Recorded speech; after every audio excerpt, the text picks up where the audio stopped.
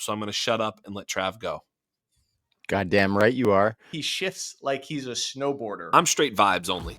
I hate this. Chuck Norris doesn't do push-ups. He pushes the earth down. Yes. And I feel like that's what these guys do when they're running, right? Absolutely. They're pushing the earth down. Absolutely. They're not running. They're pushing the earth down.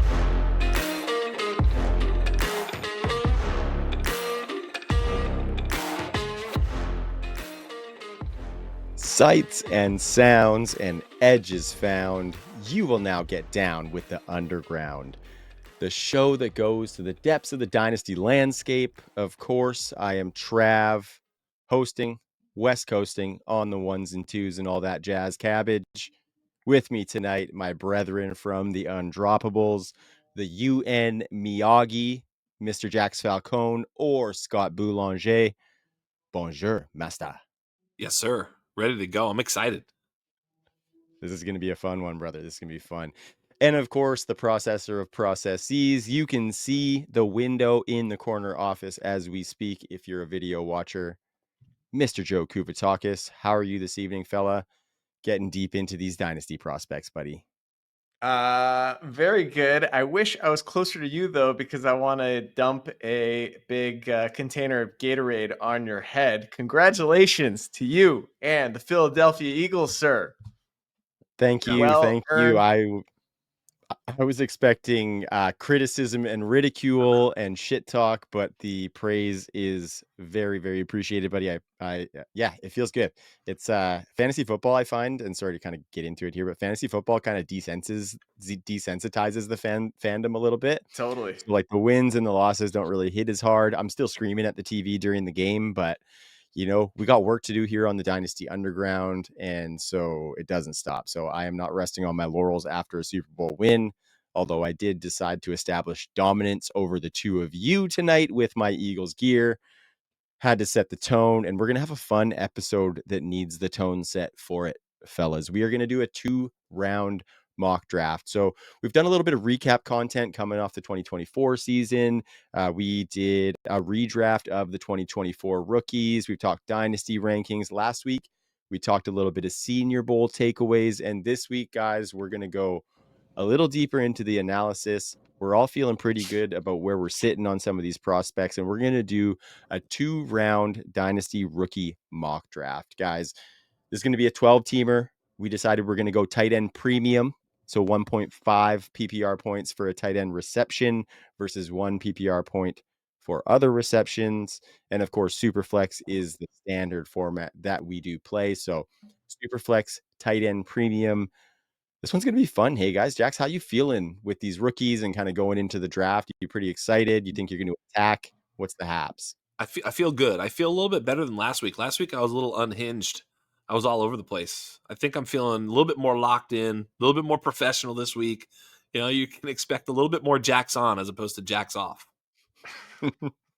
We'll have you either way, fella. Thanks, Whether buddy. you're unhinged or you're locked in, you are still the man. Joe, how you feeling as you get deeper in the process? Oh, man, I'm loving it. I was telling you kind of before the show started, I have sort of a weird process, but it makes sense to me, where with the running backs, I like to watch film first. And what I'm looking for is just traits and the athleticism, because it's so much more about athleticism. Whereas with the wide receivers, I don't even want to look at the film until I'm done with the data.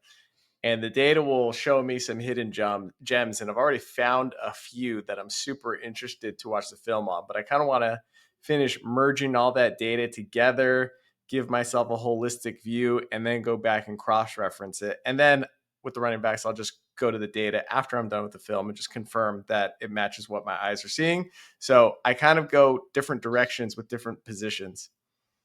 I like that.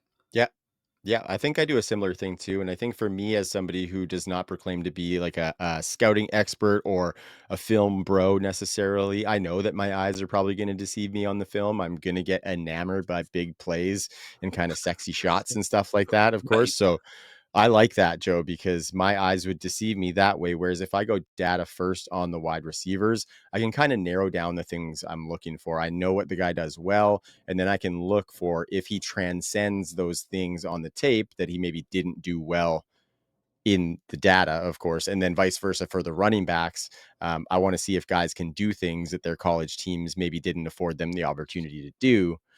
So very, very nicely put on the process there. I'm getting into Yeah, mine as real well. quick, just it's easier for receivers to fool you with film, and it's easier for running backs to fool you with numbers. And so I start in the opposite ends, right? Yeah, that makes sense. I'm straight vibes only. So just I mean, that's why Bayshell Tootin is good. Jackson Dart. I go with the name first and just kind of fill it in from there, just swing from the hip. That's all I'm doing here. His name's Honestly a good fucking Dart, process. bro. Yeah. His name's fucking Dart. Not sure what you want me to Very do. good. The dude's name is Jackson Dart. Obviously, he's QB1. Let's just go from there. Signed, sealed, and delivered. He's yours, Jax. Yep. So yeah, 2-round rookie mock. I do have to mention to the listeners, the viewers, make sure you go subscribe on the YouTube channel. Very streamlined on the YouTube channel right now. It's our show and the Dynasty Pulse, and then we've got some shorts and some clip content coming out. All the team specific was a tough one for me Easy there, for guys. you to say, All the pal. yeah, I guess so. You a little All the hungover today, team Trav? specific. No, Right. I am. A little too I'm much actually. celebrating? Yeah, I guess so, but I am like almost 10 years sober, so there's no hangover happening Ooh, here. good for But the you. Super Bowl hangover, maybe, yeah. I'm not even Yeah, 10 all of our team. seconds sober, bro. I mean, Yeah. Well, you guys hold it down for me, so I know that I'm in good hands where that's God concerned. bless And you. yeah, I love it. Yeah, but Uncovered, our team-specific content is now on its own YouTube channel, can be found at uncovered_NFL. Shout out to Mike and Alex doing really good work over there and all the creators working for those brands. Shout out to Brad and Tyson, the Eagles content creators. Here we go, boys. But yeah, go check that out. It's kind of the Undroppable second channel, and it's team-specific NFL content, whereas we are the Dynasty and Fantasy Football platform for Undroppables. So, We need some Lions well, coverage. Lions. yeah, some Detroit Lions. Yeah, I can see We that. need And the next one. anybody, well, yeah, we've got lots of teams available, and that's a good point, Jax, while you say that. So I'm going to dive in because we are really like Uncovered is by fans for fans. So it's folks who reach out to us expressing the fact that they want to cover their favorite team. And if you want to cover your favorite team, feel free to shoot a DM to the Undroppables on Twitter or Instagram. We can chat about that team, let you know if we've got some content creators who are maybe looking to add, or if we need to add for that team, in which case we will provide the platform to set you up. So great point there, Jax, because we would love to get all 32 teams. I think we got like 10 or 11 right now, which is fantastic for season one. But we're keeping building and we're going to keep it growing. So it's been great so far. Love the boys over there. But now it's time to get back to the Dynasty Underground, fellas. Yes, We got a sir. 2-round mock draft. How do we want to do order here? We're each taking 4 we could teams do and we're going to height. We go alternate. by height, maybe Okay. age. How tall are you guys? Maybe penis length. I mean, these are just spitballing here. I think either That's way, good I for the algorithm. Yeah, got the 101. whip Sorry. them out here. See, Yeah, I'll go first. All right, I'll go first. All I'll right, go Mr. first. Jax Falcone. I'll One go sec, okay? first, and then you guys can fight it out.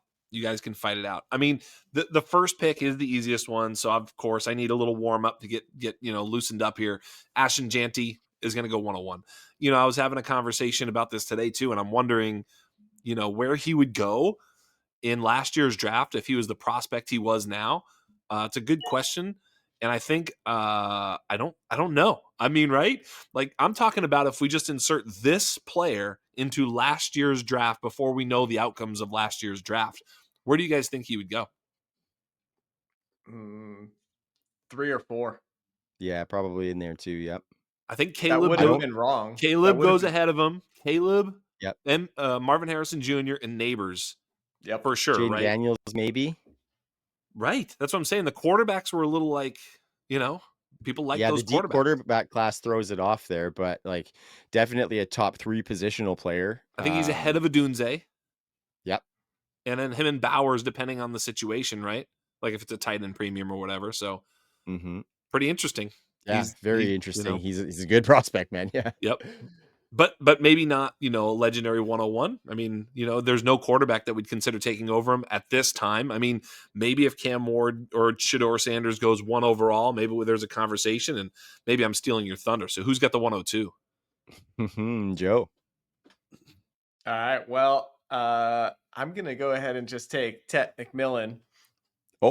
Just to give Oh, the listeners a little bit of insight, I've started looking at these stats on wide receivers, like I said. And what I did is I kind of took 7 key metrics and I kind of did my own deconstructed model, just this binary threshold test. And of those 7, it's actually 9. Um, Tet checks 8 of the 9 boxes. So in terms of A dot, targets per route run, yards per route run, missed tackles forced, first downs per route run, yak per reception, breakout age, and what's the other one? And dominator rating. Oh yeah, and then yards per team pass attempt. Like he just checks so many boxes. I'm really really comfortable with him. Again, if he were in last year's class, he's probably like, I don't know, the 106 or something like that. But Yeah. in this class, which is deeper than it is top heavy, I think Yeah. he's the clear 102, even in Superflex.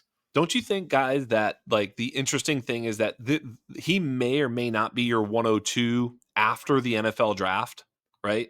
Like, don't you think like if Cam Ward goes 101, like you'll yeah. really have to think about this? But like because we're Mhm. unsure of the both the landing spot and the draft equity that's put into the quarterbacks, we kind of just know Genty and Tet are going to be top 15 picks, or right, or assume that, and Yeah. so therefore like we just kind of lock in the RB1 WR1 before going to the quarterback just because we're a little unsure. Do you guys agree with that?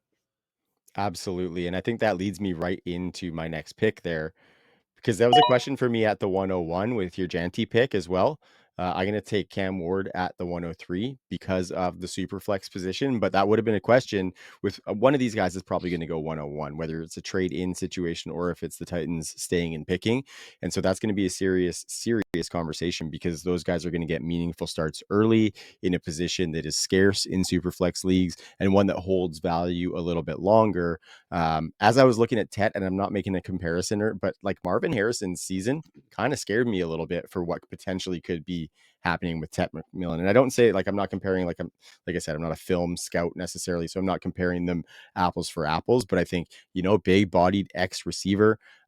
Tet did play a little bit more slot than did Marvin Harrison. I was comparing some of their stats, and he actually beat Harrison in a lot of metrics. He didn't beat him in yards per route run, didn't beat him in touchdowns, which are 2 key ones, of course, but Tet is right up there. But I don't know. It's definitely more of a conversation for me, maybe, than it is for you guys or Joe yourself, judging by how quickly you pushed on that pick. But what's your stance on it? Would you be a Ward over Shadur, or does it all matter who gets drafted first? To be completely honest, I didn't want to make the choice at quarterback. I'm just not ready Right. yet. So that also, but that speaks to Jax's point, right? Where I'm not sure about these quarterbacks yet. I feel very comfortable taking Ted. And Yeah. on this team where I'm just going to assume I've got quarterback all settled, I'll take the wide receiver. Yeah. Okay, so this pick is confounding in a lot of ways because like I think my RB2 is not everybody else's RB2. So I feel like, and I know that we shouldn't really be game theorying, but I am going to be picking in 3 picks. So like I am kind of game theorying that. And to be truthful, in a lot of situations, y'all have multiple first round picks. Maybe you pick in 4 or 5 picks or 2 picks or back to back picks or whatever the case. You can trade down. So some of the game theory that I'm thinking about might be some of the game theory that you're thinking about in your league. And I do think, and I heard Scott Connor talking about this as well, was the sort of value in trading down. I think that I would have no problem trading down from picks, 4 to 7, 4 to 8, because I think there's not a lot of value difference, at least especially right now. But coming off the 101, I feel a little bit differently. I really do think Genty is the most special prospect in this draft, and I feel super comfortable with him. I wouldn't want to trade off the 101 as easily. I'm filibustering because I don't know who to pick. I'm gonna make a pick. I've done some different things. I've been in a lot of different mocks, so I'm not locked into any one player. If you go back and watch the Sonic Truth, where I did this with Theo and Matt Kelly, I took a different player here, but I'm going to take Travis Hunter right here. And I'm taking Travis Hunter because I want to point out that if Travis Hunter were to be announced as a wide receiver in this draft and come Mhm. out and say, I'm playing full-time wide receiver, I do want to work in as a cornerback, I'm going to have some special plays that they play me on the defense, nickel, high leverage situations, second half, late, 2-minute offense, If they say that, but I'm basically primarily a wide receiver, probably about a 60 to 70% snap share on the offense, a 20 to 30% snap share on the defense. That'll give me a full complement of snaps. If he were to come out and say that, I would have a hard time not making Travis Hunter my wide receiver 1. And for that reason, I'm going to pick him here. Obviously, if we go down in the future and we get to a point where Travis Hunter's announced as a cornerback, don't do this. That would be lame if he was, because I'm with you too. I think he could be competing for that wide receiver 1 if it wasn't for the uncertainty. But I think the reward highly outweighs the risk in this one, because there's no chance he doesn't get any snaps at wide receiver. Some NFL team's going to see that and want to try it out. And so you never know down the road. So I like that pick, Jax. This pick is Travis Hunter is a wide receiver pick. Yeah. This is not factoring in the uncertainty at this point, but I wanted to mention it because it needs to be said. Like, where would he go if he said he was? Well, that's what the hell I'm saying. And I think that scenario is way more fun anyway. So Totally. just do it. Yeah, Just be a wide totally. receiver. I'm exactly right. Oh, well, he might or might not. So I'm going to take him at the 1-9. It's like, just pretend he's a wide receiver and let's pick him like that. And that's what I wanted to do with him right there. Yeah. Not only that, but I mean, he's, I think, hands down the best player in the draft, right? He's the best player entering this year's class. I will just say, for that same binary threshold test that I did, he barely missed. He's also a 6 out of 7 of the main ones from the 2024 season. The only one he missed on was yak per reception, where my cutoff was 5 yards of yak per reception. He was at 4.9. So he's almost a 7 out of 7. I went ahead and put a little asterisk next to it, and I just gave him the 7. But 10.6 A dot, 0.24 targets per route run, 2.5 yards per route run, 0.2 missed tackles forced per reception, 11% first down rate per route run, or first down per route run, excuse me. And when targeted by his QB, 142.7 rating. So Bingo. it's really solid across the board. He's just such a unique talent. I have no qualms whatsoever, unless they say he's primarily a defensive player. I'm super interested, and I love the pick. Thanks. All right. You are on the clock, Joe, with the 105. All right. So I'm not going to filibuster, and I am going to just, I don't know. I kind of feel like I'm messing up the draft here, but I genuinely feel like this is where I'm at. I'm going Caleb Johnson here. Wow. This is my running back 2 in the class, and I have basically tier 1, which is Janty by himself, and then tier 2, which consists of 2 running backs, and then a gigantic tier 3, which I'm still sorting through. But in watching, I sampled about 5 Caleb Johnson games, and I kind of fell in love, and I think I'm about to sin. So forgive me, fantasy gods, but I was getting Nick Chubb vibes. Yeah, like that's the right. way he's just a gasher on those inside runs, he just was awesome. I don't think he's got Chubb's long speed, but just an absolute gasher. And then the other thing that I just loved, I said I was looking for traits with running backs, right? This guy was making jump cuts in the backfield while moving forward, right? So, Right.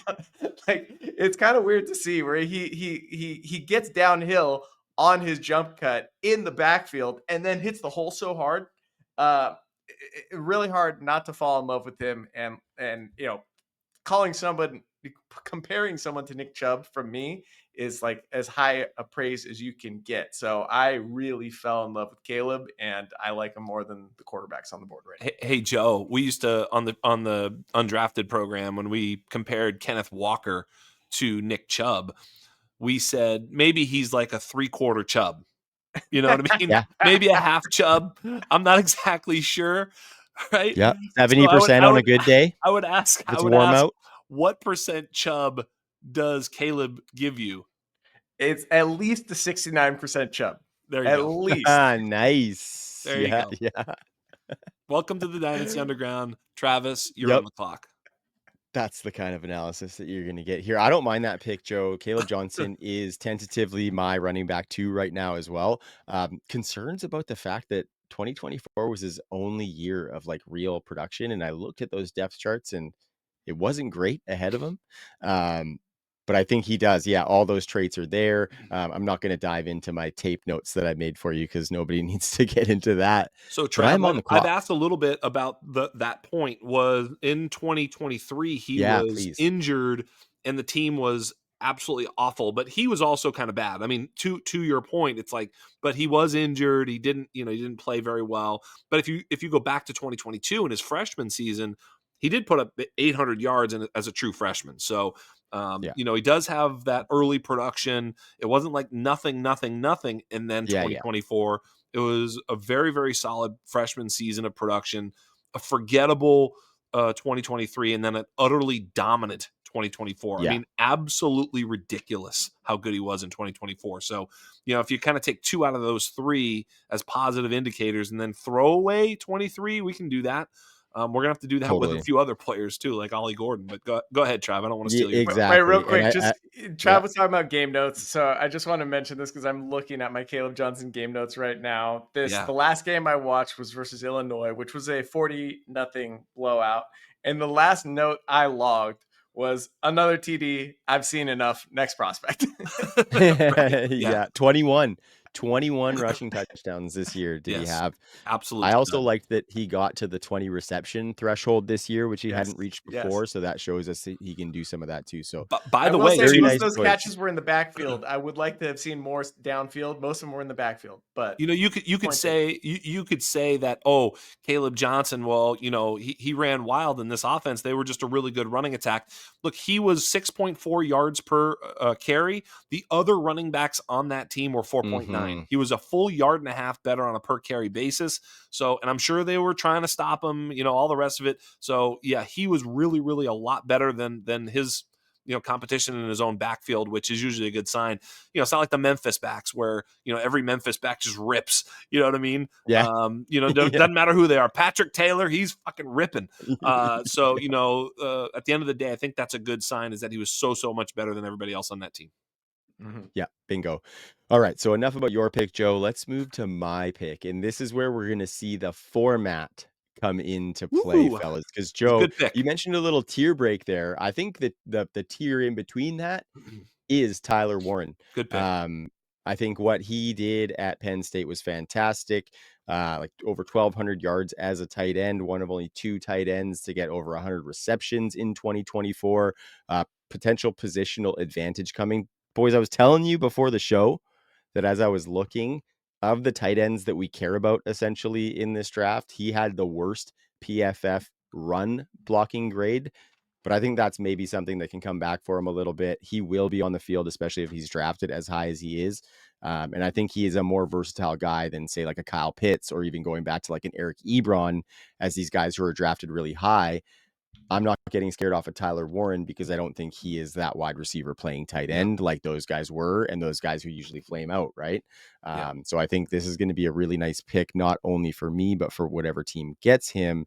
And so that's why in a tight end premium, I think I probably would have taken Tyler Warren over Caleb Johnson, but it's pretty close.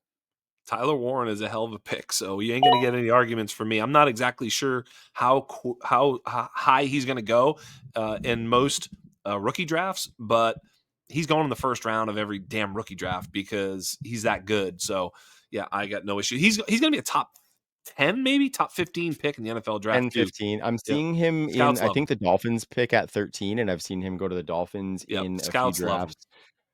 And that would be sweet after seeing what Johnny Smith just did. Yeah. And contextually speaking, just the backdrop of what's been happening in the NFL. I mean, tight end is still a position you wait for these guys to develop in. But over the last few years, we've seen tight ends make huge impacts, be tight end ones in their rookie season, which is something we were, not accustomed to seeing before. So I think the tide has turned a little bit in terms of that position as well. So I'm way more comfortable with it now than I would have been a few years ago. Yeah. Yeah. I'm on the clock. All right, It is Jax. pick 7. This is a super flex draft, correct? Correct. So if that's the case, people have been saying that if Shador Sanders falls, it's going to be like an Aaron Rodgers fall. That would still be in the late first round. This kid is very, very likely to go in the top 10 of the NFL draft. He doesn't have huge upside, but you know what? I mean, in rushing in that regards, I mean, he has as high of upside as any pocket passer could have, I guess, right? Jared Goff, you know, Felix Sharp on my program compared him to Drew Brees, Tua, Jared Goff, who else? I forget who else. Andy Dalton. I'm like, oh, okay, nothing too exciting. But at the end of the day, it's like, look, if he's a legit player, processor of information, work the pocket, and successful, he could be a very nice QB2. And drafting a QB2 right now at pick 107 is okay. I'm not super pumped up about this pick. I'll be square with you.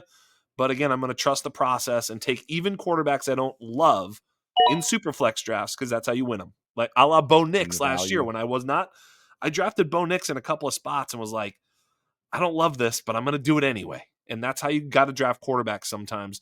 Just like if you passed on Josh Allen, you were pissed off you did so in those Superflex drafts. Same thing here. I just don't want to let him slide too much further. So I'll take Shador and see what you guys do from here. Yeah, potential top 5 pick at the 107 in a super flex is a pretty no-brainer. Going to be getting meaningful starts, probably will have some insulated value. Might be a little bit of insulated value with the name too, being that he is Prime's son. Insulated value with NFL teams giving him another shake if it doesn't work out on the first one. So he might have that second wave of value. So I think that's a great pick, Jax. Yep. And besides, if this is all one team, I got the stack, Shador and Travis Hunter, so I should be good. It ain't. Oh, sorry. It ain't. Thank you so much for being a team player. I have not been a team player at all. I probably should have taken him with my last pick, but I just wanted to talk about my guys. Yeah, exactly. Which is fine because it is a confusing first round, truth be told, until we get some landing spots. It really is. It absolutely is. First, like 3 or 4 picks. Yep. So I did mention my running back tier 2 consists of 2 guys, and no running back has gone since my last pick. So I'm just going to go ahead and take my other one, and that's Omari in Hampton, North Carolina. This one I feel less confident in than Caleb Johnson, but I will say there were way more wow plays. From the first game I watched versus Georgia Tech, he gave me a very big eyebrow raise early in the game. And then my note here is audible woohoo out of me while I was watching the game because he made such a sick play. All right, out of shotgun, goes through the B gap, goes through 3 defenders. He's basically in traffic. He's going full speeds. He explodes out of that traffic already in the second level. And then he makes a ridiculous cut.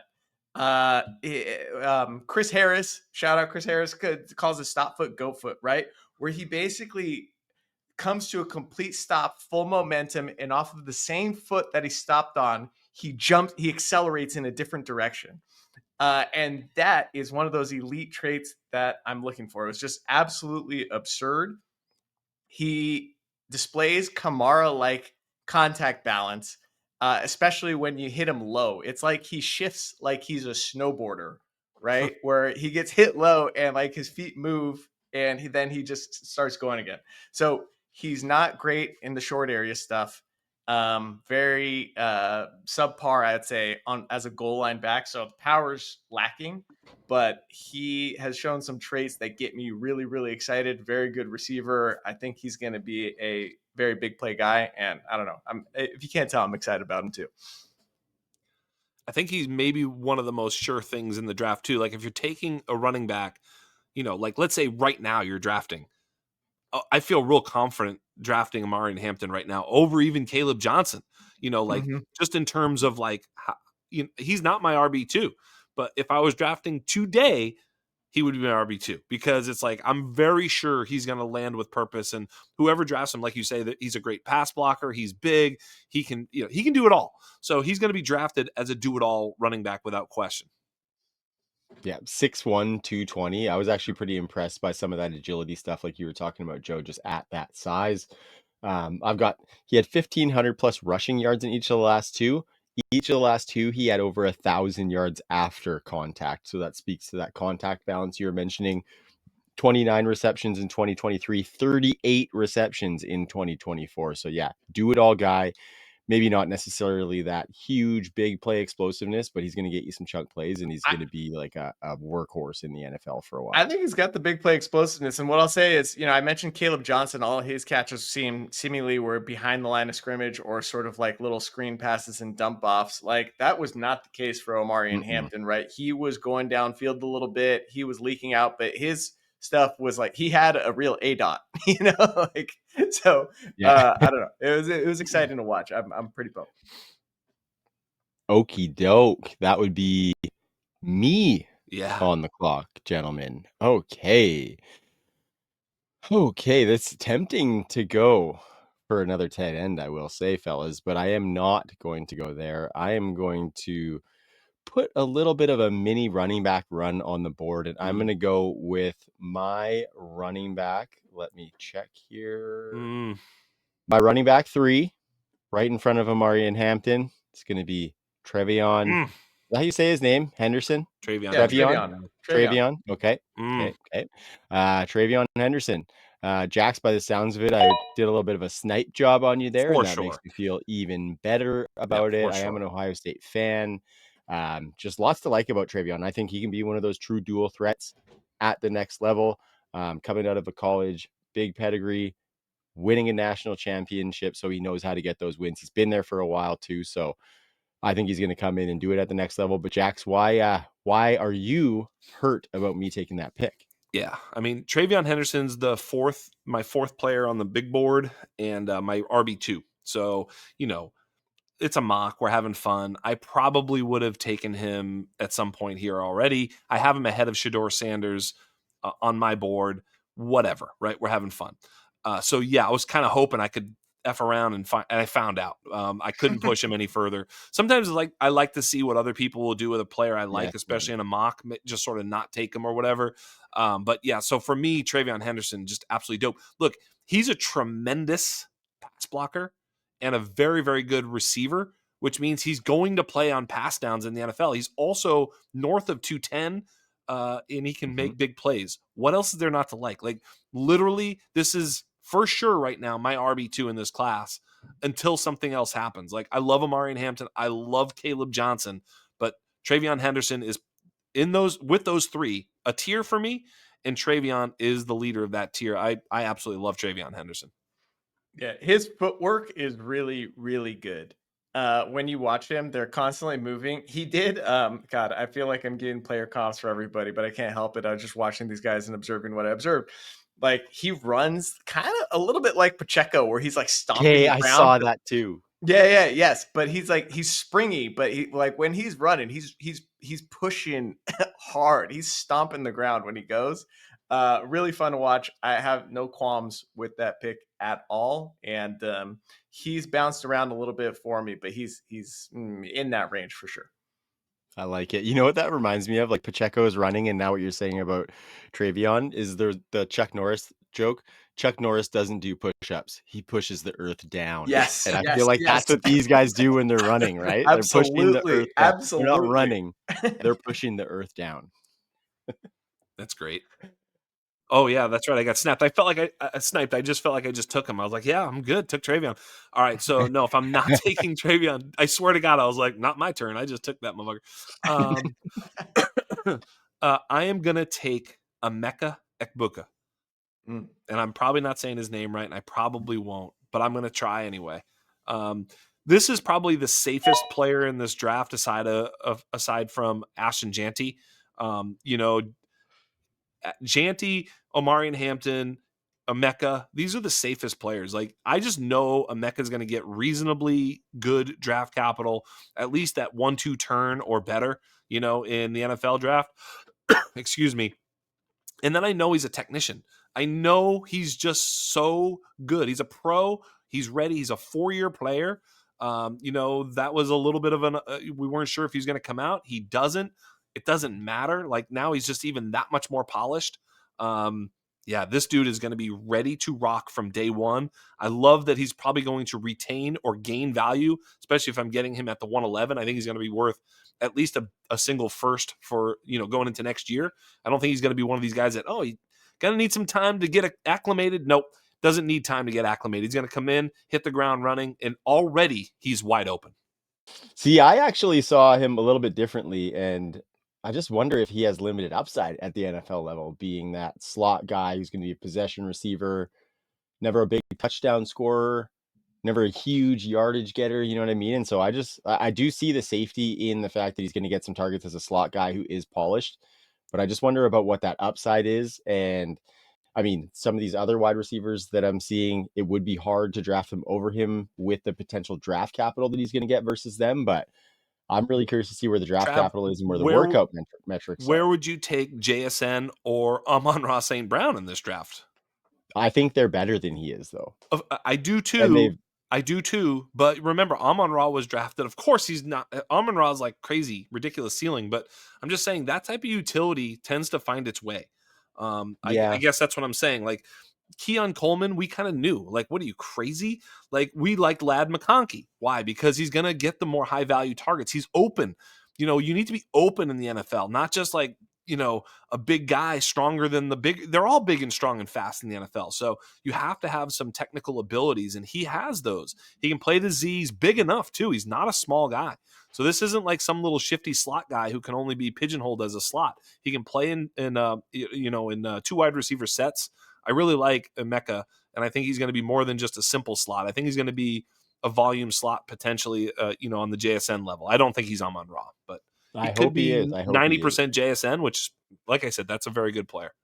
That's pretty strong. That's pretty strong. Yeah. I just have some concerns. I got a little bit of work left to do on him, but I just wonder about You're that. not going to be wowed. You're not going to be like, wow, what a play. Oh, no. I You're going to be definitely like, wasn't oh, loud. fuck, he's open again, like every time. Like, why is he so open? Why? Like, it's just like, well, then you watch on an But is he isolated really, route.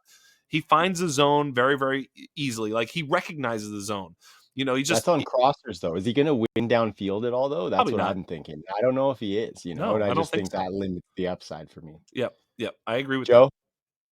Um, I agree with you, Trav, because and I will say I've got Ibuka as my 4, right? But right now I'm running to the podium, waiting for you guys to finish talking so I can push the button on my wide receiver 3, which is Luther Burden. And I know already, based on your conversations that you had with a couple of different guests, that you're not a huge Luther Burden fan, Jack. So I'm ready to have this conversation. Great. I will say this. So for my threshold test, just on the 2024 season, there was the 7 categories I tested for, right? ADOT, targets per route run, yards per route run, missed tackles forced, first down per route run, targeted QBR, and yak per reception. There were 3 wide receivers in this class who checked all of the boxes. I mentioned Travis Hunter just barely missed. Luther Burden checked them all in flying colors. And the one that he really excelled in was missed tackles forced per reception at 0.38. He led the class in that. And if you're over a 0.3, you're basically a menace. So I'm really excited about Luther Burden. He had an ADOT at 9, which is north of what Agbuka was at 7.9 in 2024. I don't know. I'm getting Percy Harvin vibes, and I feel like that may be taken as a negative, but I hold him in high esteem as well and think he was a misused player. So obviously landing spot dependent, but I think Luther Burden has the upside that we're looking for with the first round pick. This is a great point, Joe, because here's the question. It's like, did he need to be schemed, or did the quarterback need him to be schemed? It's a fair question. He certainly was often schemed, and the quarterback was often not finding him on downfield, throws that were of technical measure, let's just say. But a lot of that may be because of the quarterback, not necessarily the wide receiver. Interesting. I think, all right. So interesting topic of conversation. And I mentioned earlier that there were 2 other wide receivers that hit all 7 of these threshold binary metrics that I'm going with. You know Lord knows, who my other guy. Yeah. You want to know who one of the other one was? It was Theo Weiss Jr., his teammate at Missouri, who also checked all of the boxes that we're looking for. So is this a product of the offense? I kind of think so. But when you factor in his breakout age, which I haven't factored into all of my stuff yet, is 94th percentile. He did it when he was 18.7. When you factor in his dominator rating, which was not part of this 7 item group I'm talking about, he was, let's see here. He was at 32% dominator rating for his career, and his yards per team pass attempt at 2.16 for his career. So solid from the jump. Awesome sophomore season. Took a step back this past year, but even in this past year, which was a down year, he hit all the thresholds we wanted. I'm really comfortable with Burden, and I'll roll the dice on what I know some people think is a shaky prospect for that upside. It's fair. Yeah, I think It's it's an fair. interesting pick. I think for me, some of my sentiment is similar to that of Egbuka, is that he's going to be pure slot. I haven't done the tape though, so I don't know what he looks like on the field when he's running. So I haven't done the tape, I will admit, but there were some concerns in the data profile as well. Like I think that missed tackles force for reception, while a good metric, might skew a little bit more towards some of these short target yak guys, whereas the outside guys who are getting the downfield targets might not Well, the guys have as many opportunities. who hit that last year were Malik Neighbors, Lad McConkey, and Malik Washington, were the missed tackles forced per winners, and 2 of those look pretty good. I do think. Look, I loved Luther Burden. I actually, you know what, Trav, you may have heard it in my pushback, although I'm not pushing back heavy again to my guests because they know more than me. So I'm actually just trying to like figure it out a little bit.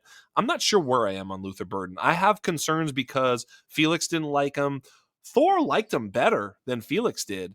I'm going to ask Brett Whitefield this week. I don't know. I did some film work, and I'm no expert, that's for sure, on film work. But when I did it, I was like, this guy looks actually pretty good going down the field. I Yes. thought, so I'm like, am I the one that doesn't know or whatever? So I want to be a little bit, I'm middling him right now. But I'm Yeah. with you. I could definitely see. Look, if he lands someplace like, what if he goes to like Dallas or something? I'd be like, ooh, I really like that for some reason. But I just want to see him land someplace where it's like you can just, see enough of a target share where they sort of almost need to get him the ball. Like if he goes to a spot where it's like there's already a couple of target hogs, I'm nervous for him because he's, potentially. But yeah, what do you think about all that, Joe? Yeah. 0.27 targets per route run. And his ADOT was 9. That's Right. in the happy zone. That's where we want it. We want it from like 9 to 15. That's like Yeah. the sweet spot. Now he's on the low end of the happy range, as I like to call it, the splash zone. I've heard it called before. But he's there, right? Yards per route run, 2.32. His yak per reception, 6.1. So it's not just all manufacturer stuff. That Yeah. obviously is very correlated to the missed tackles forced per reception, right? But everything, I don't know, he checked every box, and that means something to me when I'm evaluating these receiver prospects. It means a lot to me. We'll go back and look at the film. I've already watched a good bit of Luther Burden film because I have him in a Devy league. So, there's my bias layered into this. But Yeah. I've really enjoyed it. I was disappointed with this year, but last year, oh my God, every week, multiple touchdowns. Yeah, and he's a yak monster too. I mean, he's a hell of a player. Look, when you watch him, Trav, you're gonna see like Okay. he's big. Like, like when I say big, I mean he's just like he's thick.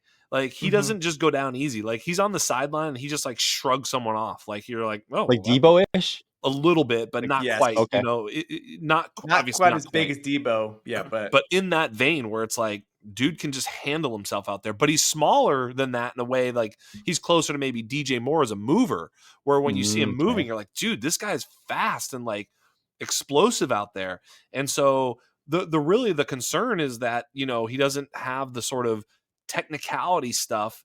But you know what? Maybe, I mean, he's still a young player. It's just, when you hear Felix say he's on the Laviska Chenault Rondell Moore spectrum, you get very nervous. And then, he says Percy Harvin. It's like Percy Harvin didn't necessarily hit all the way at the NFL level either. So we're just kind of hoping that he can earn targets at the NFL level. If he can earn targets at the NFL level, the fact of the matter is he's going to make big fucking plays. How's that? Yeah. Yes. I like it. I like it. And what I was saying was not to say that his data profile is bad by any means. You mentioned the yak per reception, 8.4 in 2023 to go along with the 6.1. Oh, yeah. I'm One thing using that I like 2024, which was not his best year. It was his last year. Yeah. totally. And even this year, though, 3.15 yards per route run against man. So those were some of the diamonds that I pulled out of his profile, but it's my pick now, guys. Yes, sir. And I'm waffling a little bit. I've had the time to have a peek at the guys that I want, as we've been talking here about the Luther Burden pick. I'm bringing another tight end in here, guys, and this might be one of my flag plants for this rookie class. He is the tight end out of Michigan, and that would be Colston Loveland. I think he's kind of one of those do-it-all guys as well. Potentially another guy in like that Tucker Kraft-ish mold. I don't think he's as like thick as Tucker Kraft, a bit more of like an athletic body. But he'll get in line. He will get dirty in those blocking situations. He was a plus run blocker, which is good. Look at the data for a tight end on a Michigan team that doesn't pass the ball a lot. He had 550 receiving yards in each of the last two, 5+ yards after the catch per reception in each of the last two, and over 2.38 yards per route run in each. So I think in a tight end premium, a guy, I think I've seen him getting mocked in the first round all over the place. I honestly don't think he gets much past the Chargers at 22 because that would be a very good fit in his old coach's offense. But what do you guys think about Colston Loveland and seeing another tight end come into the fold in the first round here, even in a super flex with another guy on the board? Where do you guys sit on Colston Loveland? Well, Joe? in 2023, in that championship year, he was also awesome. And I watched quite a bit of that because if you'll recall, I'm quite the big Roman Wilson stan. So the other guy catching almost as many passes as Roman in that offense, that championship team, was Colston Loveland. So I wasn't sure what to make of it then, but he kind of doubled back down this year and became kind of the go-to guy on a significantly worse team. But so he's sort of proven that he can be the guy, at the college level, at least. I don't think he can be necessarily at the NFL level, but assuming they've got a receiver or two, I'm real comfortable with him. And he can do all the other stuff that the position requires. Yes, sir. Okay. I'm on the clock, and I'm trying to pick. I've got 3 players I want to pick, and I'm trying to think of which player I would be most pissed off if one of you guys took before I'm I taking picked him. I just want you to know I'm taking him. You're not, because I'm taking the one guy that I don't want anybody else taking. And it's probably a little too early, but it is tight end premium. And the real upside tight end in this draft is only one man. And that one man is Mr. Harold Fannin Jr.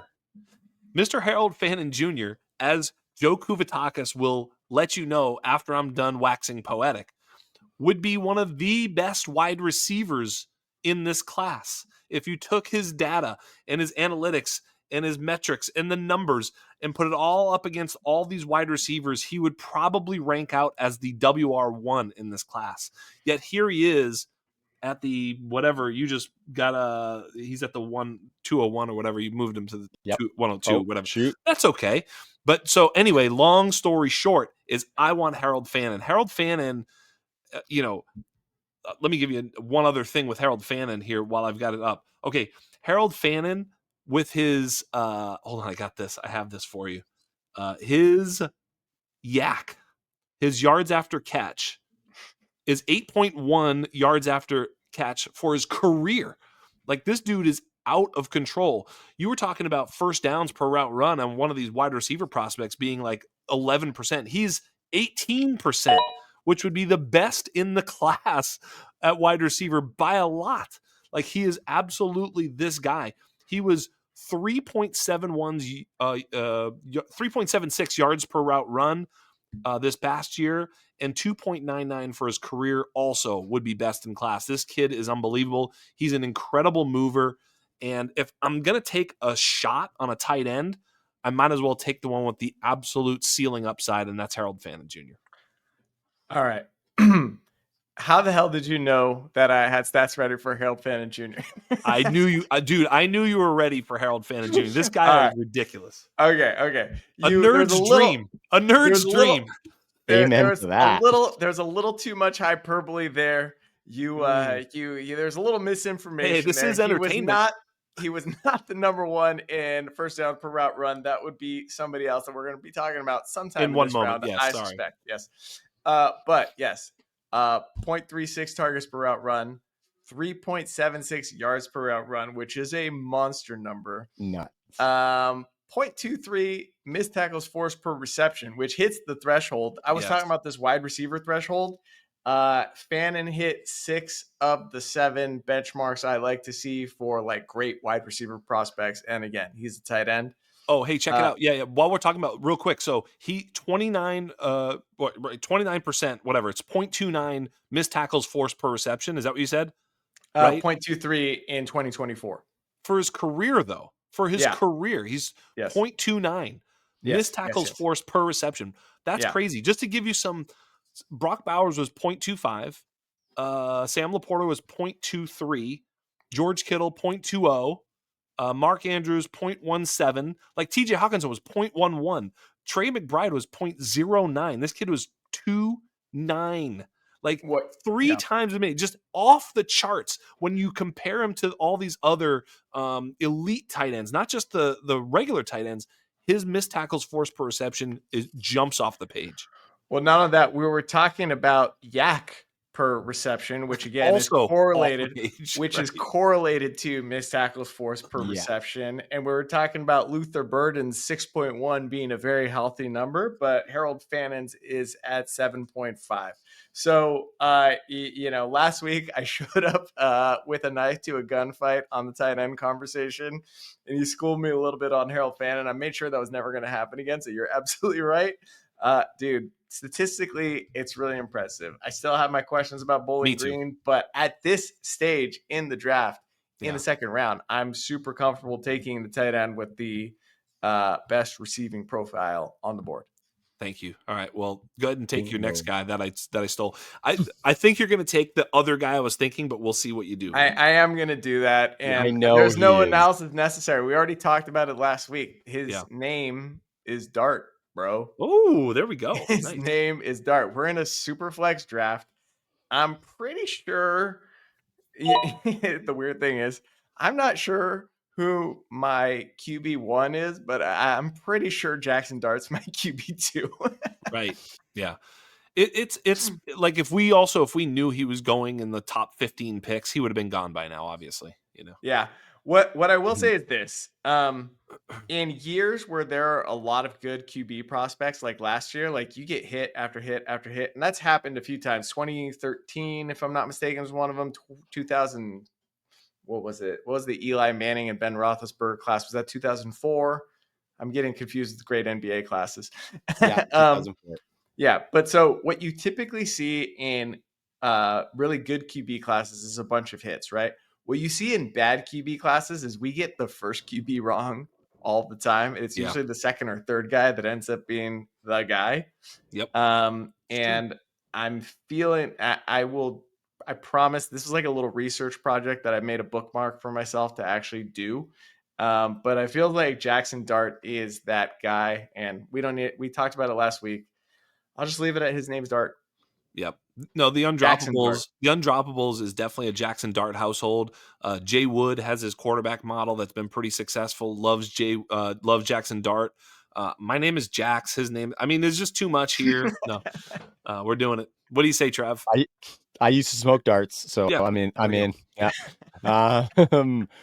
Okay, boys. I got a pick, and I know at least one of you is going to be pretty cheesed about it. It is the number one wide receiver for one Jackson Dart. Yes. And that would be Trey Harris.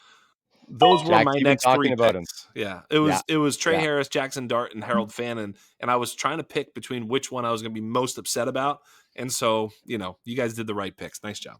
So Jax mistakenly said that Harold Fannin would have led all receivers in first downs per route run, and that would have been incorrect because it's Trey Harris at 18 or 0.185 Yeah, first just downs per ahead. route run, edges out Harold Fannin. Go ahead, talk about him, Trav. We're stealing your Yeah. thunder here. Just Unbelievable. a monster, right? Like a pure X receiver, 6'3", 210. Curious to see if maybe he measures a little bit differently than that. Maybe he's got a little more weight or something. Unbelievable after the catch, though. He is so sick after the catch. You get him the ball, he's just mucking dudes all over the place, breaking tackles, making touchdowns. Love to see it. Didn't get a ton of touchdowns, to be fair, though, like 7 in 2024, 3 or 8 in 2023, and 10 in 2022. So those are good numbers, but not like the 15, 16 like some of those other guys Well, that he are the missed a few alphas. games. But Yeah. He did. He got yeah, hurt this totally, past year. totally. But then, guys, listen to this, okay? 2024, his yards per route run versus man coverage, 10.47. He's got some stupid stats, dude. Holy smokes, dude. And That if you look at it um versus zone, it's still 4.08. And Yeah. oh my so, god. Yeah. honestly, like there are a couple of concerns for me as far as at his size, will he be able to jump up and do those jump ball situations in the NFL against NFL corners?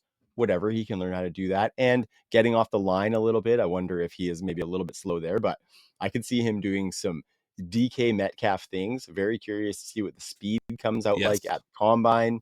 But yeah, I think he's going to be fun. I think he can be almost kind of like what we wanted Rashad Bateman to be, if that kind of makes sense. Mm-hmm. We wanted Rashad Bateman to be that do-it-all X receiver, number one for his team. I think Trey Harris can be that as long as he gets put in that type of situation. Probably going to be like a top 40, top 50 pick. And so I think that cements him into some opportunity. Jackson, I know you love him. Joe, I know you do too. So, Joe, why don't you start, and then we'll let Jax finish off before he goes into his pick.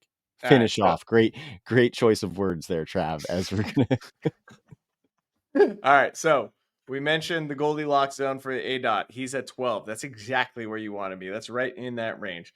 Targets per route run, 0.38. Yards per route run, 5.15. And I didn't even know that one versus man that you just dropped on us. That's ridiculous. First downs per route run, we already talked about. Targeted QBR 149.5. Maybe he's just making Jackson Dart look awesome. And then yak per reception at 7.7. The super interesting thing, and what I want to dive into a little bit, is his missed tackles forced per reception is, this was for 2024, was 0.14. But his yak was super high. So I was talking about with some of these other prospects how correlated those two numbers are. They are not really correlated with him, which tells me, and I really need to get in the film, but which tells me he's catching the ball and he's just breaking away. He's not having to break a tackle. He's just like just picking up yards immediately. And that's the bit of the skew with that stat a little bit. I still love the stat, of course. Missed tackles forced for a wide receiver is badass. But that's where a guy like him, if he's working downfield and he gets really open and he just runs into the end zone, there's no opportunities to force those missed tackles. And there's a lot with him where it's not just deep outside stuff. There's deep middle stuff where he's taking it and he's just running through guys and they're not even touching him. So all good stuff for Trey Yeah, Harris. these are I'm pretty first world fired up. problems for your wide receiver. He could end up being the best wide receiver coming out of this class, I think, guys. Jax, fire away and then get into your pick. Yeah, I mean, Lord knows I've been pounding the table for Trey Harris. And I guess we're still taking him early second round, which is crazy. I'm surprised there's two players still on the board that I'm surprised are still here. I'll go with the first one first and see what you guys do with the other one. I'm going to go with Quinshawn Judkins. I think Judkins he's probably a little bit of a 2-down grinder at the next level. Not a huge, pass catcher, which is why he falls here. But I think if he goes to a good team, he can also handle volume. So you're talking about Brian Robinson at worst type of player here, right? Who I can, like that. you know what I'm saying? Who can just sort of be a grinder, but a very, very talented player who like led the SEC in rushing yards as a true freshman. Obviously, that means you're talented. Again, not much utility in the pass game, but an absolute mauler and, just a talented running back that you're getting at the 204.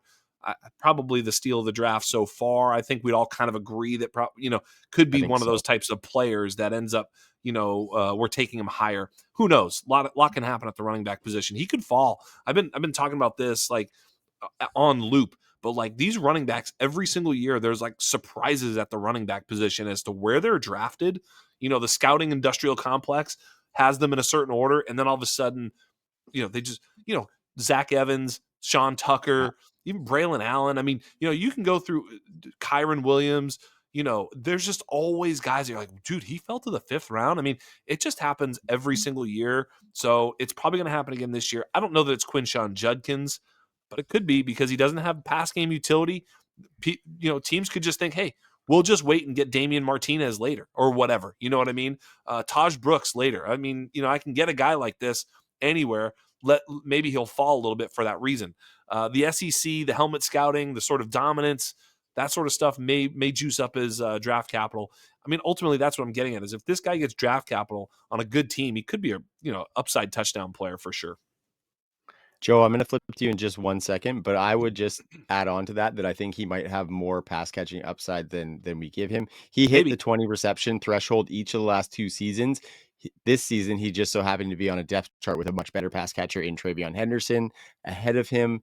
And, that Ole Miss offense has had some good wide receivers as well. Yep, So maybe great that could point. be a factor in that. But I like me some Quinshawn Judkins as well, and not just because I'm an Ohio State fan.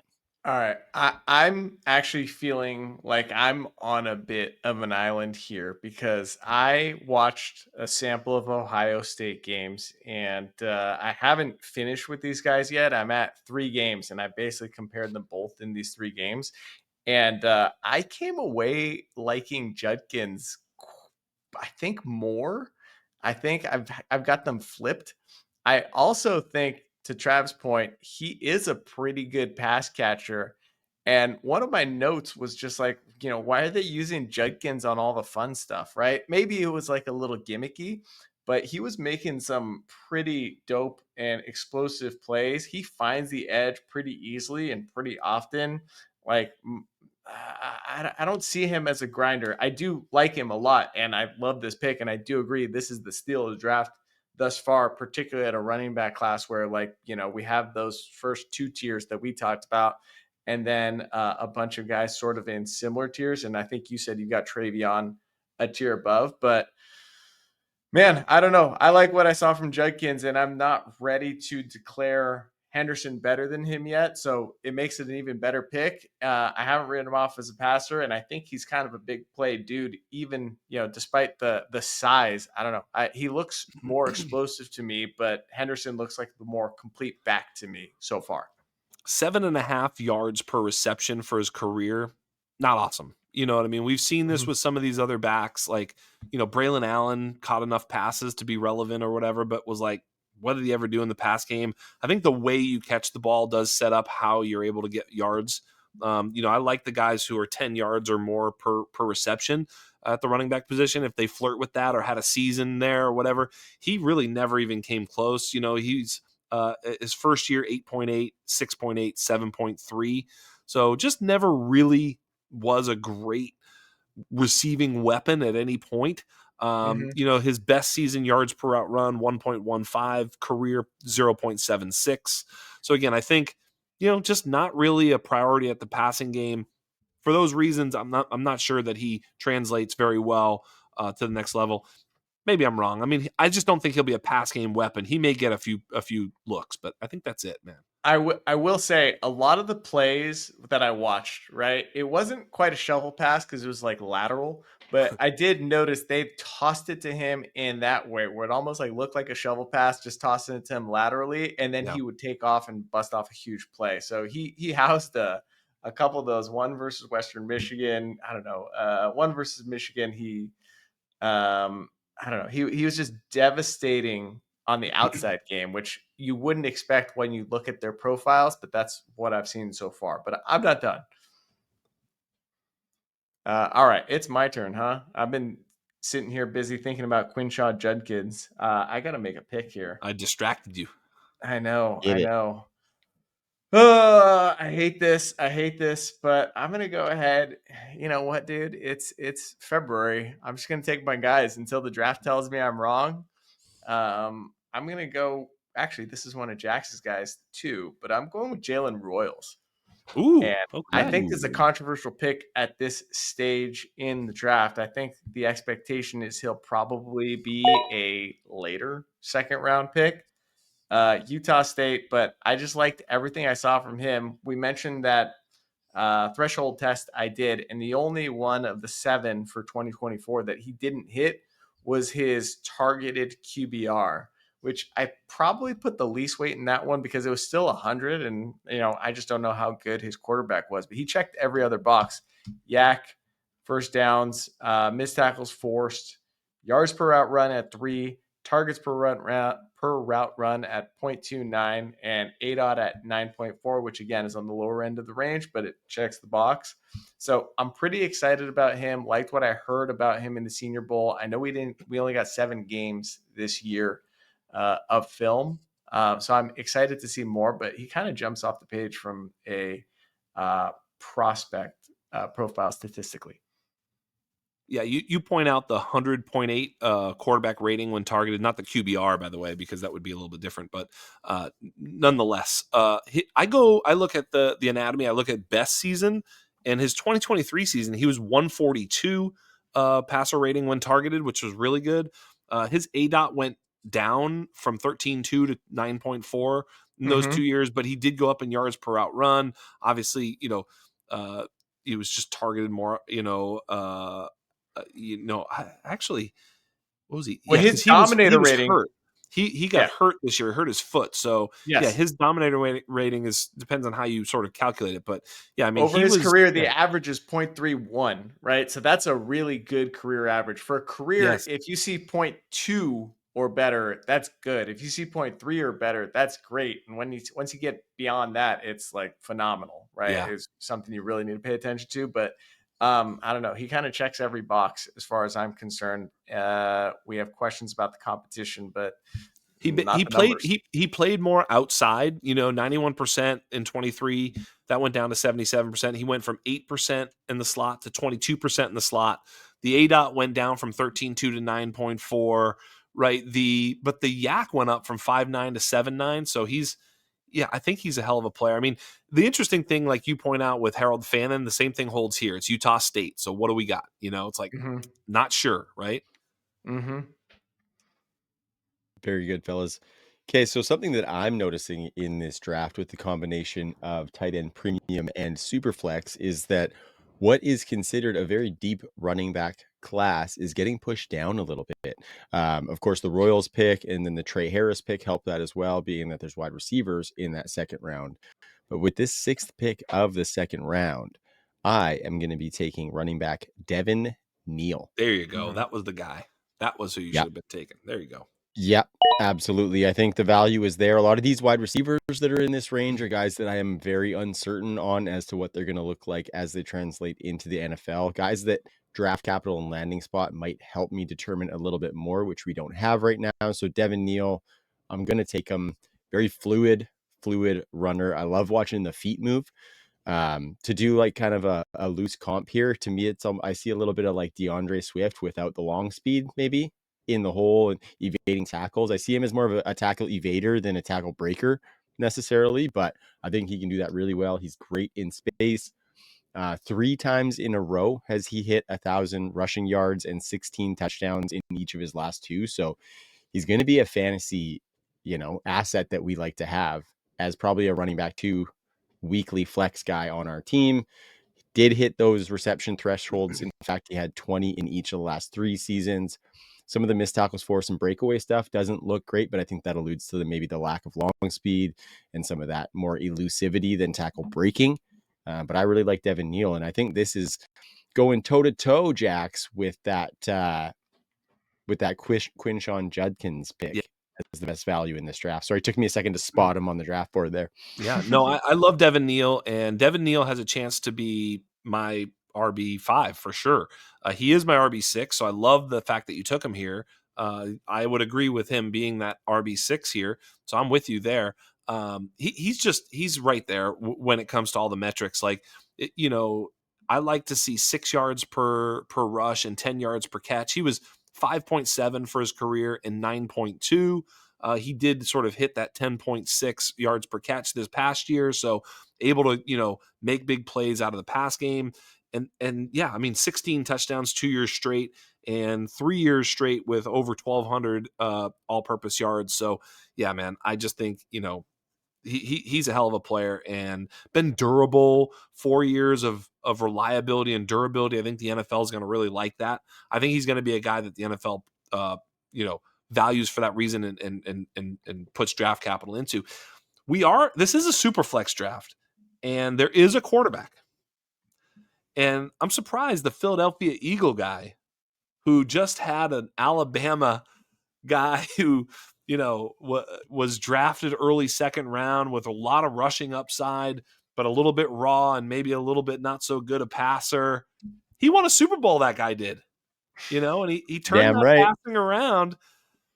Jalen Hurts. I mean, look, Jalen Milroe to be drafted at the 2.07. Got to do it. Got to do it. I said it when I drafted Shador. You have to draft quarterbacks you don't always like. I don't know if this kid's going to be any good as a passer, but if he plays, when he plays, he will be a fantasy asset. This has been the Malik Willis, conversation, the Anthony Richardson conversation. We've had this conversation a million times. The price is right here, right? If you have to pay up for these players, it can be a little bit of a, Anthony Richardson, right? Not sure what you're going to get. Now, all of a sudden, you're holding a fragile asset. But Justin Fields. There's another one. Great point. But you had to pay up for those guys. If I almost said Hurts, if Milroe gets, Watch your mouth. I swear, Watch your mouth. If Milroe, I can just see the red uniform, the whole thing. I can just see Jalen Hurts. If Jalen Milroe gets 1-2 turn, that sort of Lamar Jackson, Drew Brees sort of draft spot or better, I'm so happy with him here at the 2.07 because he's going to get a shot to play. Good point. Yep. I don't hate it at all. He's going to run a 4.4 too. Like, if he runs, he's going to run a 4.4. Dude is fast. Yeah. He is going to get sparked up on some boards after the combine. That's for sure. I'm super torn right here because there are two guys. It's interesting. We talked about when we redrafted the 2024 rookie class about like flipping a coin and when it's in the air, knowing which guy you want. And so I don't have a coin on me right now, but I just went through that exercise in my head, and it's cross positional too, right? So that's why I'm having so much trouble with this pick. But while Jax was talking, my heart landed on Ollie Gordon, running back, who I'm pretty pumped about. I think everybody kind of knows the story, whereas like in 2023, he had 1,700 yards. He had 22 touchdowns. He had, if I'm not mistaken, he had like close to 40 receptions that year too. And then in 2024, there was a gigantic drop off, right? Where obviously, I think he was less than 900 yards rushing. Receptions dropped by about a quarter, and his touchdowns dropped. He still had 14 touchdowns, which is good by any measure, but just the team got so much worse around him. And so we saw this guy who was looking like the number 1 RB in the class, or maybe number 2 RB in the class, have this huge fall. But I'm going to buy the dip right here in the second round and lean into the strength of this running back class. I will say, from a game theory standpoint, we talked about sort of this big tier 3, and I think he's in that big tier 3. And I think you can get some of those guys in the third round, which is why I was hesitating a little bit. But I'm thinking about this team right here, which is what, pick number 8 in this draft, right? They may not get access to another one of these tier 3 running backs in the third round. So you got to just take Ollie Gordon here. 233 pounds, 6'1". He can catch. He scores touchdowns. And I'm just going to bet that the team let him down in 24 rather than he forgot how to play football. He destroys dudes in pass blocking too. Yeah. So I think that he is part of a smaller tier 3, as I have Janty tier 1, Travion, Omarion, and Caleb tier 2, and then literally the guys you guys just picked, Judkins, Neal, and Ollie Gordon as a tier 3. And then I have questions, and I'm not up, so I'm going to shut up and let Trav go. Goddamn right you are. This is an interesting pick, and you guys might fade it because he does have a teammate that also could go in this range. But I like this guy a little bit better so far from what I've seen. And Joe, to your sentiment earlier about just taking the guy you like and maybe letting some off-season, workouts and the draft make our minds up for us later, I'm going to be taking Jaden Higgins. And I think this is a bit of an off-the-board pick, but I like him, and I like him better than Jalen Noel. And I think for me, some of it is the size. Of course, he's 6'4", 215. Noel's a little bit smaller than that. But I think Higgins can be pretty versatile with that size. He played in the slot on about 28 and 29% of his routes the last couple seasons. So for a guy that size to be able to do that, yards after the catch this past season weren't great, and overall not great. But in 2023, he had 6.7 per reception, 3 yards per route run in 2023, and 2.6 in 2024. One of the big things that I noticed that kind of popped off for me, 3.18 versus man this season, yards per route run. So I think that was really good for Jaden Higgins on a team that has another wide receiver commanding targets in Jalen Noel. So for me, it's that size and what I think could be some untapped versatility in the NFL. Now, I totally recognize I could be getting stuck with a Keon Coleman or Adonai Mitchell sized bag here, fellas, but I am excited about Jaden Higgins. So that's why I'm going to take him with this 209, 210, But 209, his 209. dominator average over his career was 0.32, which is really, really strong. Again, if it's over 0.2 for their career, that's good. If it's over 0.3 for their career, that's really good. And the best season, I'm looking for 0.3. And then yards per team pass attempt, also over 2.5 for his career. So very solid producer throughout his entire career. I have no qualms with it. I want to see more from him, but I have no qualms with the pick, and he could be really good. All right. Here's the thing. Here's the thing right here, right now. And even as I pick all these picks, I'm probably picking a running back instead of all these picks. Like, the problem is I don't know which one because we don't know where they're landed or where they're getting drafted. There's just so many running backs. Like, we're taking running backs, and they're going to get shoved into the second round. I don't think Jaden Higgins or Jalen Royals are, in my opinion, going to be here when it's all said and done. I think there's going to be running backs here, but we don't know which ones. I'm literally looking at my rankings right now, and I've got like Woody Marks, Cam Scatabo, Bayshell Tootin, Dylan Sampson, Brashard Smith, Damian Martinez, DJ Gittins, LaQuint Allen, Jordan James, Trevor Etienne. I've got running backs out the wazoo, and I like them all. However, if I'm going to put my stamp of approval right now, I might as well go with the guy I love, right? No, let's not stop the heart. I don't know if this guy's going to end up being drafted with any draft capital that we love. Who knows? He could go someplace terrible and just be back of the depth chart. But if my man, Ass Mass 2.0, gets his wishes and finds some fertile soil where he can just show his skills, Mr. RJ Harvey is the pick.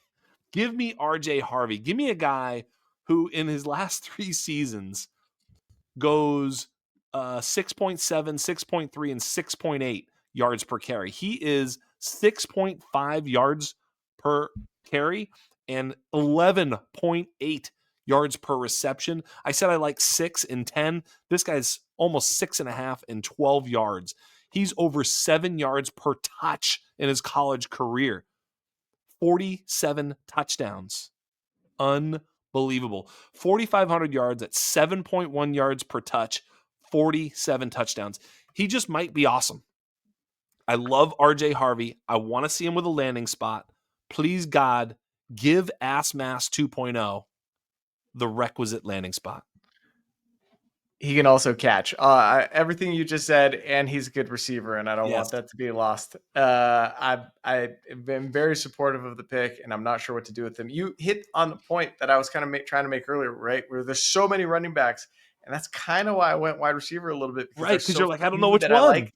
There are so few that I Mhm. like that I was like, let me just take one of these wide receivers I like Yes. now, because they're not going to be there later, and I'll just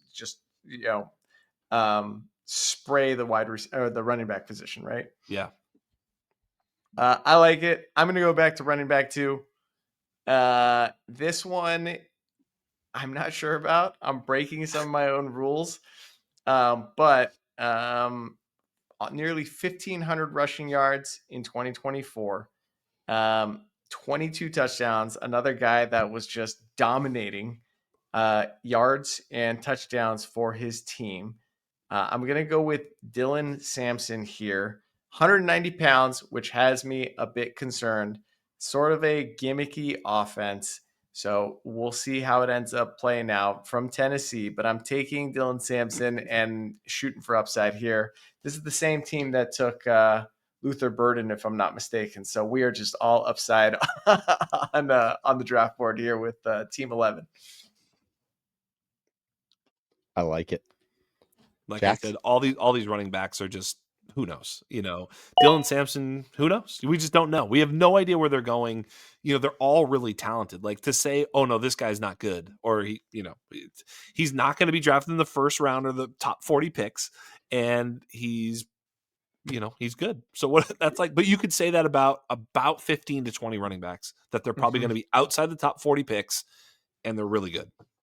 Yep. Yet another All one. right, guys. Did we? Oh, This is the last pick. shoot! I just realized I forgot I forgot somebody else I really wanted. Damn it! That's okay. Well, That's we'll have okay. some We're gonna have honorable a lot. mentions when we close the show. All right. Totally. And we're going to be doing a bunch of these. So for any of our listeners, we are going to do a bunch of these, because one thing that we want to do is we want to see some of these value fluctuations through these kind of off-season milestones that we're going to have, right? So we're going to have the combine. We just had the Senior Bowl. We're going to have the draft, and we're going to have other sorts of things throughout leading up to April's draft, where we're going to want to gauge these values even after into rookies drafts as well. So this is one of many, and you will see us talk about these value fluctuations. And I think for me, that helps me in my process when we do it this way, because seeing it visually is a good way for me to kind of remember it. So for any of our listeners who are like that, just stay tuned with the Dynasty Underground podcast, because we're going to have you set for your rookie drafts and all of your other Dynasty needs. So this pick is just a heartstrings pick for a guy who I would like to come in to the fold as kind of a underground favorite. Yeah, We I talked like about that. him last week. I think I know where you're Great going. story. He was at the Senior Bowl. I have seen him in some mock drafts in the top 50 of the NFL draft, and that is one Mr. Jack Betch. I think if he can get drafted in that range of the draft, he's going to get some usage. 6'2", 215.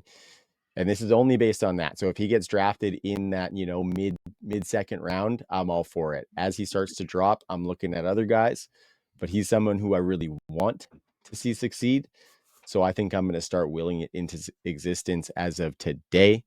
The last pick of our 2-round mock draft tonight is one Mr. Jack Betch, please.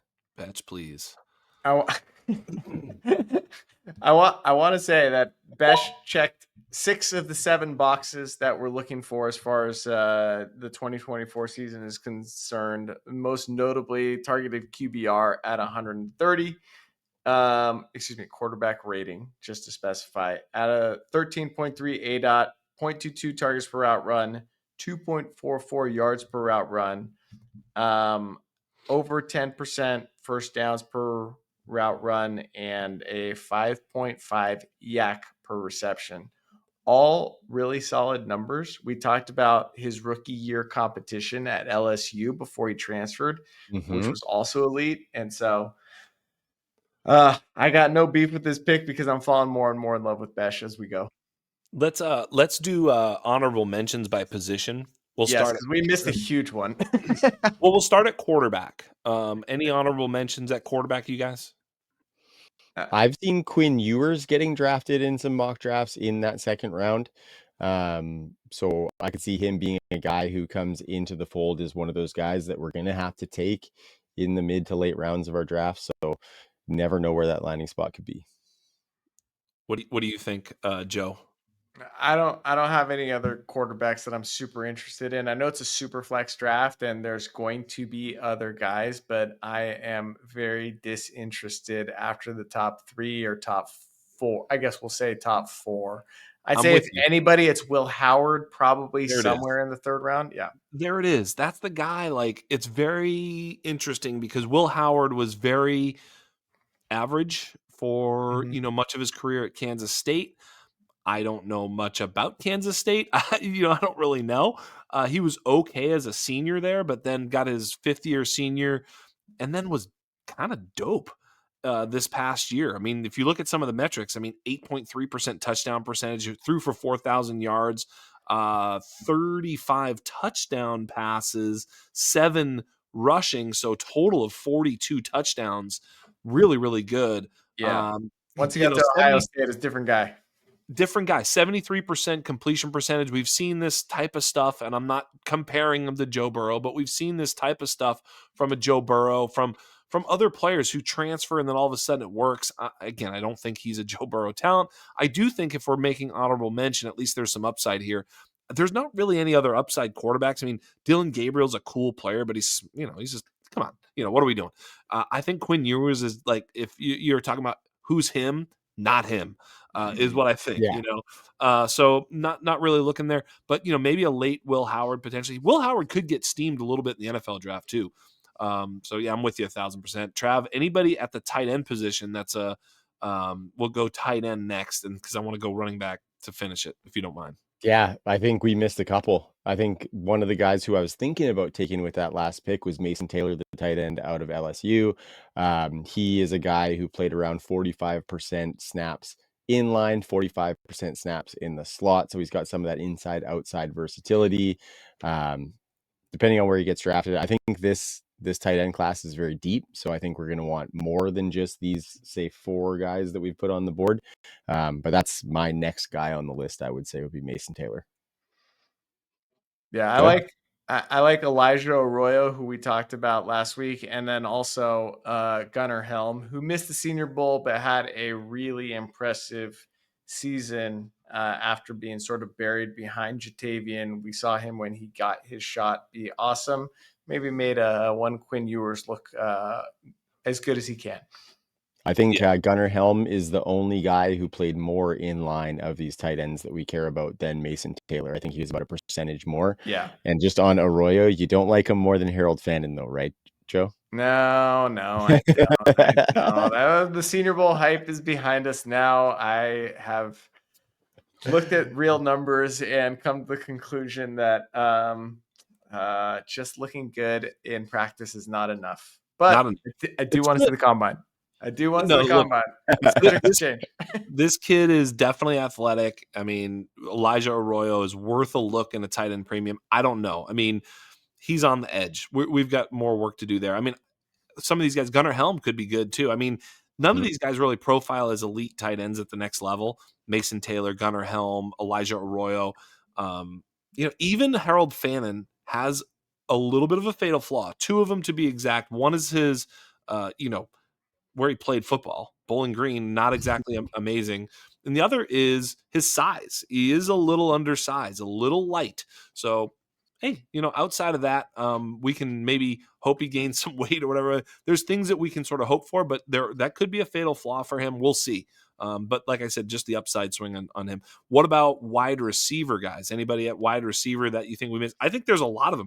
That's the thing is there's a lot of depth in this draft. Maybe more depth this year than last year, but not as much ceiling or elite talent on the front. But a lot of depth here. A lot of guys I want to talk about right now.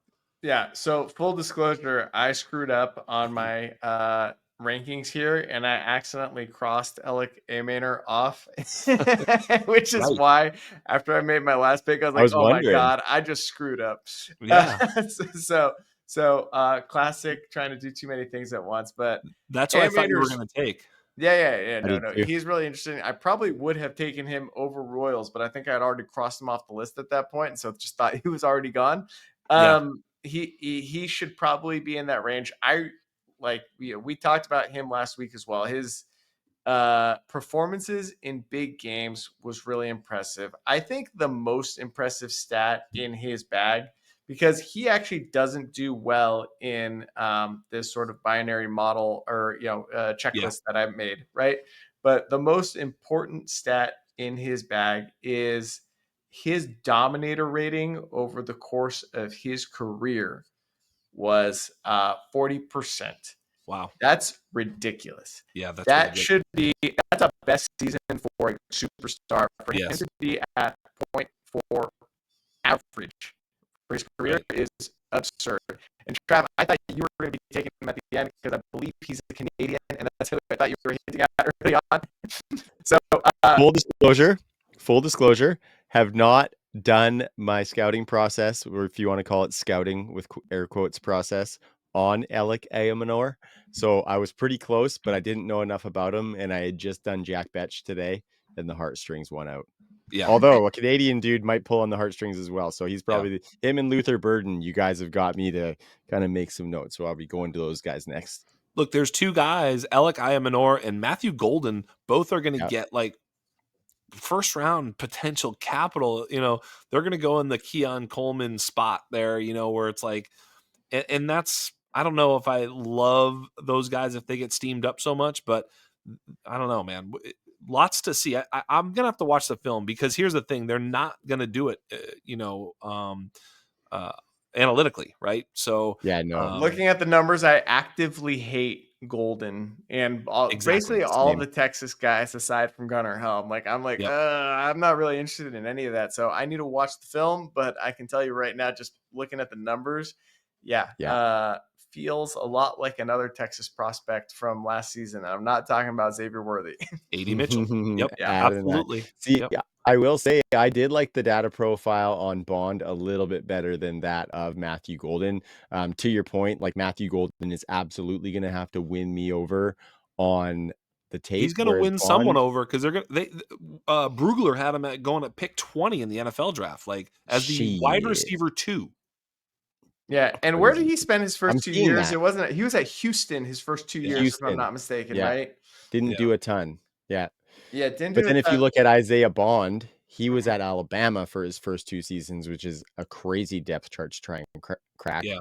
He's a little bit inside outside, but then Texas moved him over 75% outside is what I Mhm. saw for Isaiah Bond.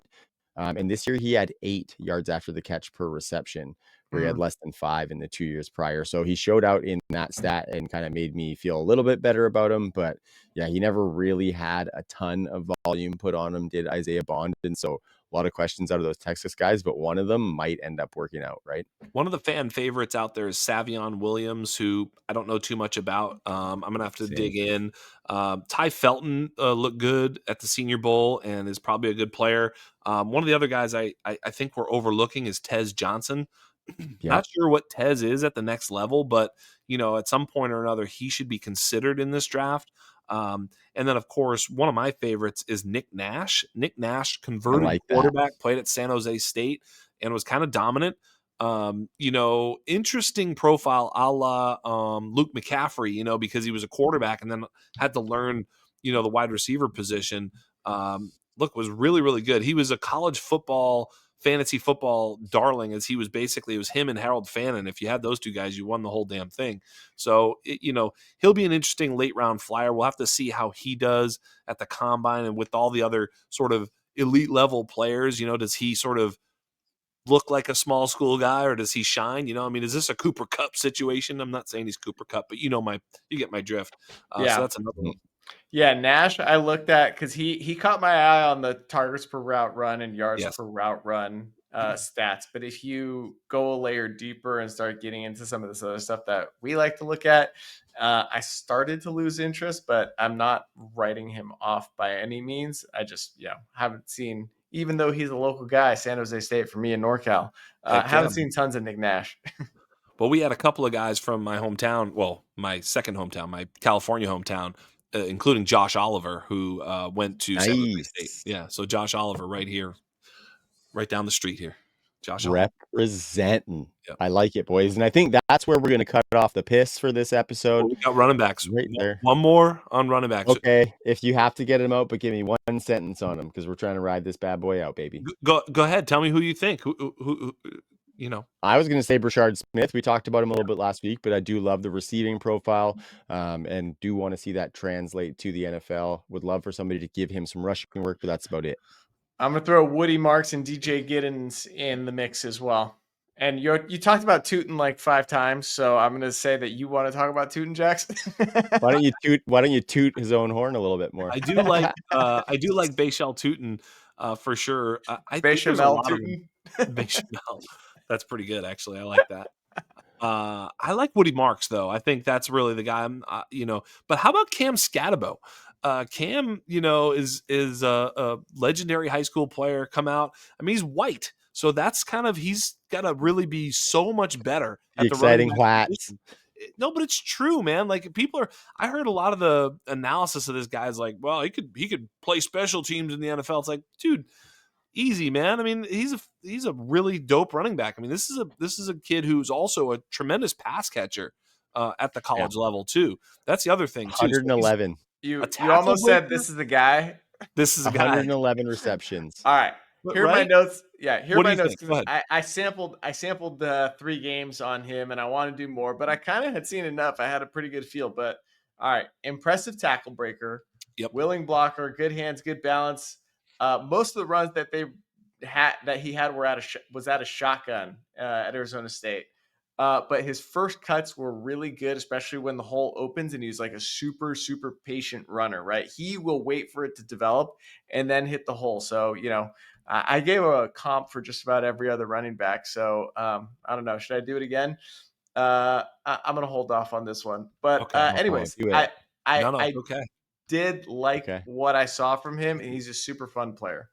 I'm Le'Veon, all right? It was Le'Veon. Yeah. Cam Scatabo, let's go. I think he's got a potential that he's going to look like a huge emission from this second round at some point. Yeah. The Le'Veon was just about patience. It was just about patience because the obvious comp is Mike Allstott. He's not Mike Allstott. Peyton Hillis. Little Peyton Hillis. Maurice Jones-Drew or something. I mean, he's a little spark plug. He's so small, One glaring difference, Jax. Yeah. I'd say like 4, 5. Yeah. Wow. But great receiver. And I'm excited about him too. And I think he's going to be a super fun. I think in most of our leagues, he's going to go at the end of the second round or definitely the early part of the third round. We joked last week. It's a fun watch and a fun data profile too. So we joked last week. All he's doing is working on his 40 right now because that's the only thing that's stopping him from getting very good draft capital. Mm-hmm. But it's not like he didn't have long touchdowns. I mean, I don't know. Maybe we're just doubting him. Maybe. Never mind. There's people who like LaQuint Allen and stuff like that, Trav, but I'm going to let you take us out because after this, there's nobody else. Just Trav Seal. Thank you so much, buddy. You're welcome, buddy. And thank you guys for your time this evening and every week. Having a blast doing this show with you. Thank you to all of our listeners who show up and listen. Love it. We're getting some comments on the episodes. We're getting some likes and stuff. So keep those coming. That really helps the show grow. Really, really helps the show grow. So get on that channel. Make sure you're subscribed. Find us on your audio platforms too. The audio download has been fantastic, fellas. I've been really, really impressed with that. So thanks to everybody who is listening to us on those commutes as well. Yeah, we're just getting started here. The off season is just starting to kick into high gear. I'm just starting to feel good about where I'm at on some of these prospects, and it's only going to be up from here, fellas. And it's only going to be more fun on the Dynasty Underground podcast. So for Joe Kuvitakis, for Jax Falcone, I am Travis Seal. Peace.